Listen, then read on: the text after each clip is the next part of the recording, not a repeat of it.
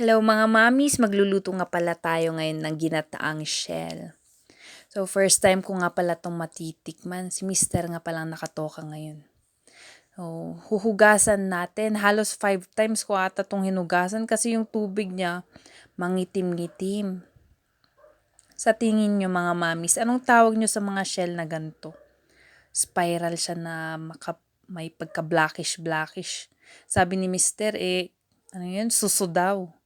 Kapo, ganun. Siguro, pero hindi siya sigurado, baka family member siguro. Ewan ko. Bibili siya ng shell, hindi niya alam kung anong tawag. Ayan. Linagyan ko nga pala yan ng asin para mas matanggal pa lalo yung dumi niya. Ayan, yung minarket ni Mister. Nagpakuan siya pagayat siya ng nyog. Yan, yung tubig ng nyog.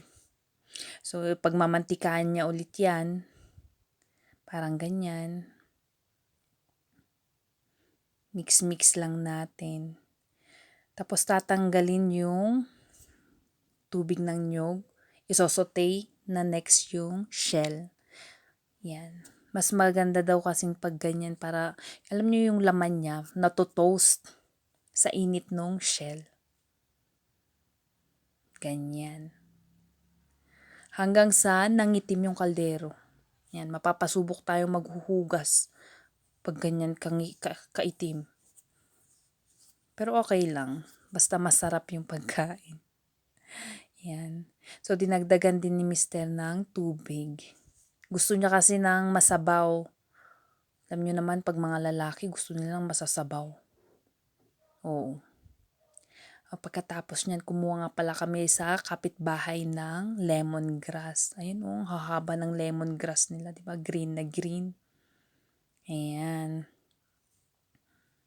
Maganda yan. Dagdag vitamina ba sa pagluluto ng shell na yun. Tsaka masarap yung aroma ng mga lemongrass, di ba? Mapa-chicken, mapa-fish, mga seafoods. Masarap. Ayan. Minix na nga pala yan. Na-mix na ni Mister. So, amoy na amoy mo, mabango yan eh. Ganyan. Tsaka dinagdag na namin yung pepper. Green pepper, yung bawang, luya, asin, paminta.